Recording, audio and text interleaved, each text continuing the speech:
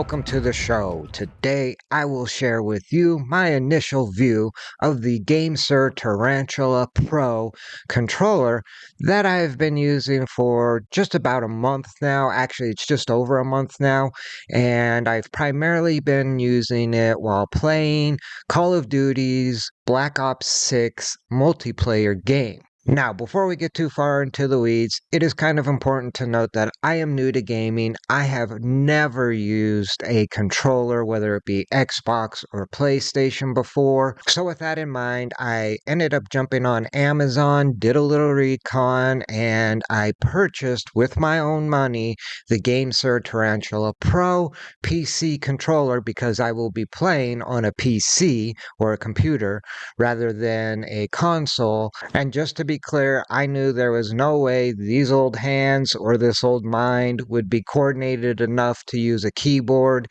and a mouse, so I picked up this controller. And so with that all being said, let's get to the actual review. And we'll start with the packaging. The packaging is obviously a nice box that it arrives in. It's professionally packaged. It's not just a plain brown box. And inside the box, you'll get instructions, which obviously I'm not going to read those. And more importantly for me was the USB cable that is included. I plan on hardwiring the controller to my PC because I sit a foot or two away from the PC, and I'm old school. I believe hardwired to be more reliable than wireless. However, if you plan to go wireless, they do include a little USB dongle so you can go wireless as well. Now, I don't have any experience with the wireless at all. I haven't used it, so I'm not going to touch on that. But I can tell you, obviously, hardwired has been very reliable. Now, the most important item in the box, obviously, is the controller, and it has the little power button on the front.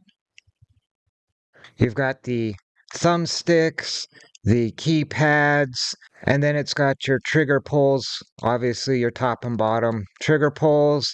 And then on the back down here on the handles, I guess, there's a couple more buttons that I have actually used to remap for crouch and jump or slide when playing Black Ops 6, but we'll get into that in a moment. Now, overall, the controller is well built. It's a little slick where you actually hold on, and I bought some rubber type pads to help with that. I also picked up a couple of little thumbstick covers so they weren't quite as slick, I guess it would be, in my opinion. But overall, it's a nice clean controller and has been working pretty well so far for me. Now, something that was not included in the box, obviously, is the software that you download from GameSir's website, and this allows you to configure the controller, and you can configure the lights. I basically just have the light strip set to green, but you can have it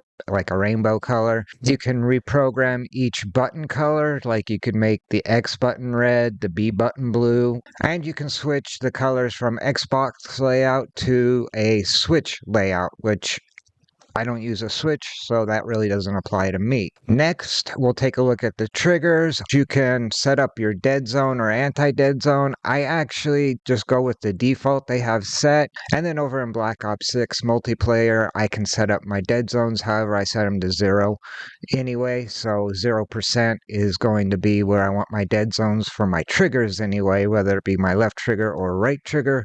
They're both going to be set at 0. And then my curve adjustment, I stick with the default there.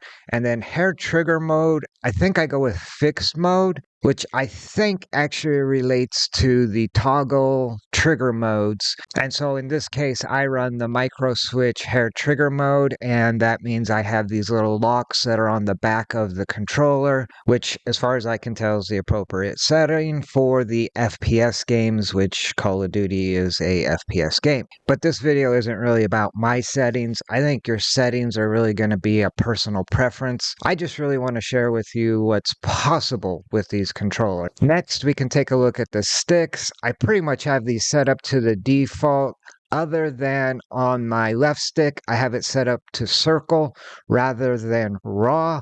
And then on the right stick, I have it set up to the raw. And again, I do most of my configuration for my sticks over in the game itself. And Call of Duty Black Ops 6 multiplayer, you can configure your sticks a little more over there. I just kind of go with some of the defaults. Other than this circle or raw, I don't know if that really makes a difference at all for me as a new player. And again, I'm not going to geek out on dead zone or anti-dead zone. I'm not the right guy for that. Now, apparently you can adjust this with motion. I think that would apply more to like racing games. So that's not really what I'm going to be using the controller for. So I'm not going to go into those buttons at all.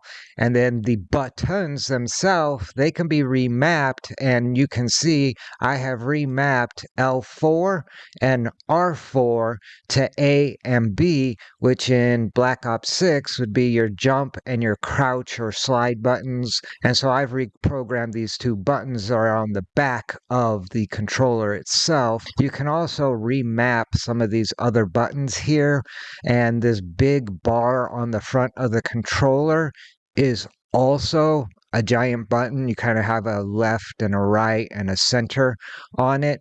However, there's no way my little hands are going to be able to reach in and do anything with those buttons. So I've not done anything with that at the time. The only thing I wish this had were maybe two more buttons on the back that were easily reachable so I could program X and Y somewhere on the back of this controller. But honestly, again, as a new player, I don't really access X or Y very often anyway. Now, if you want a little more detail on the actual technology on the controller itself, I suggest going over to GAMESIR.com. You can see that they use MagRes TMR sticks, and so I'm not sure what exactly that means, but I can tell you I've not had any issues with the sticks with drift or anything like that. They seem pretty solid as far as that goes. Again, I like that I can actually lock down these trigger modes. That was a big seller for me. Now, as far as the face buttons go, I really don't know anything about them. I rarely press these buttons. Again, as I said, I reprogrammed the A and B buttons, so I don't really use this button pad very often.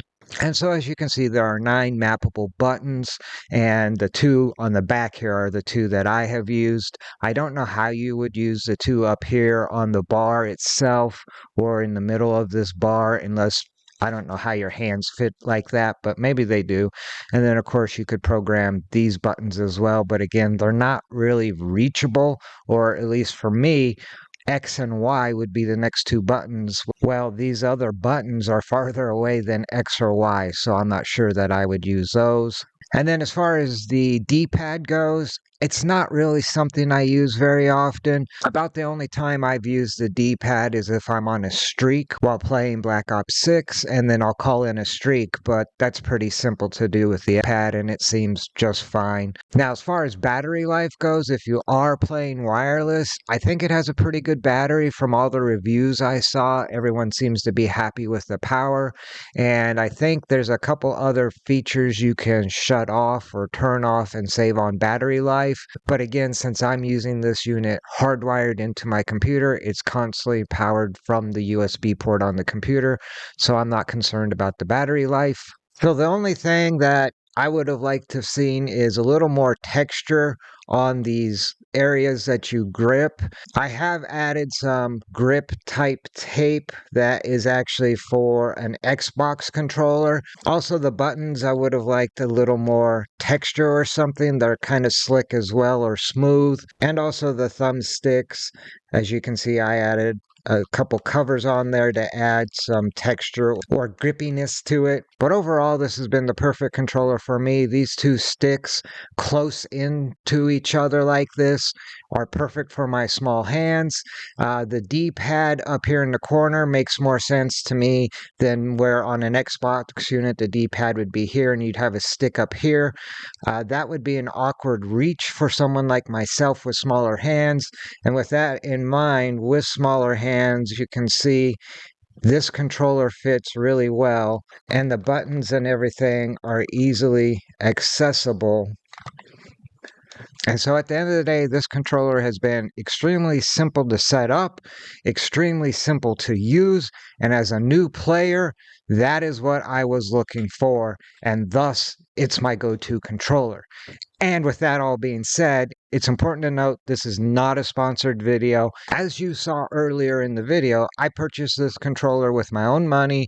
I'm pretty sure GameSir has no clue who I am. Actually, in the world of gaming, I'm pretty sure no one knows who this old man is. And so I don't think I'm going to be getting any sponsorships in the near future. So I think that's enough jaw-jacking for now. If you like this video, do me a favor, spike a like. If you like these type of videos, you might want to shoot that subscribe button. If you have any questions or comments, maybe you use a different controller, drop those down in the comment section down below. And until next time, seek and enjoy. See ya.